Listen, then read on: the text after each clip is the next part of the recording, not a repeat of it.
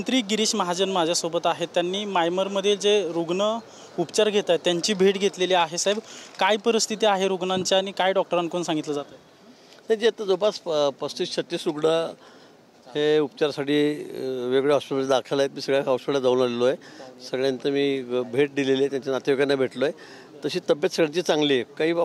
काही पेशंट असे आहेत की त्यांना फक्त हाताला आणि पायाला ऑपरेट करावं लागेल। उद्या दिवसभरामध्ये काही 5-7-8 लोक असतील, त्यांचं ऑपरेशन होईल। ते सगळे आउट ऑफ डेंजर आहेत, म्हणजे धोक्याच्या बाहेर ते सगळे आहेत। पण 4 जण याच्यामध्ये मृत्युमुखी पडलेले आहेत। 4 इंची शव आम्ही काढलेले आहेत। काही लोक वाहून गेले असं म्हटलं जात आहे, पण अजून आमच्याकडे असे मिसिंगची कंप्लेंट कोणाची आलेली नाही। संख्या काय कळते साहेब वाहून गेलेली?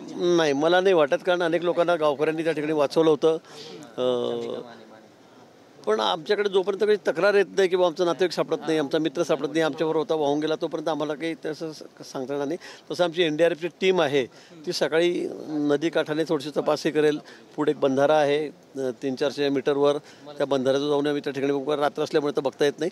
पण आमच्याकडे अजून कोणी हरवल्याची किंवा मिसिंग असल्याची तक्रार नाही, तोपर्यंत आम्हाला असं म्हणता येणार नाही की आता कोणी त्यात गेलेलं आहे। पण 4 जण त्यात, जे 4 लोक गेलेत त्यामध्ये एक 6 वर्षाचा मुलगा आणि त्याचे वडील गेल्याची दुर्दैवी घटना। अतिशय दुर्दैवी घटना आहे। म्हणजे त्याची आई, त्याच्या आजी बसली, ती रडते, तिचं आकान पाहून खरं माझ्या डोळ्यातच पाणी आलं। अतिशय 6 वर्षाचा तिचा नातू हा त्या ठिकाणी गेला आहे। त्यांचा आक्रोश खरं म्हणजे अतिशय काय बोलावं त्या बाबतीमध्ये। ते दोघंही बापले त्यात गेले। त्यांच्या आईला मी भेटलो, त्यांच्या आईचे पायाचं ऑपरेशन सकाळी करायचं आहे। त्यांचा पाय फ्रॅक्चर आहे, सकाळी त्यांचं ऑपरेशन होईल। आपण पाहतोय की मंत्री म्हणतायत की त्यांच्या देखील डोळ्याला पाणी येतंय।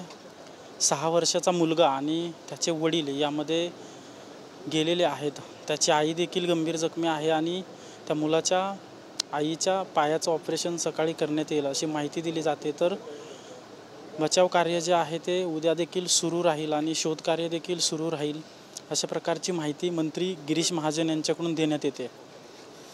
कॅमेरा पर्सन अभिजित पिसेसह अजिंक्य धायगुडे, TV9 मराठी, पुणे।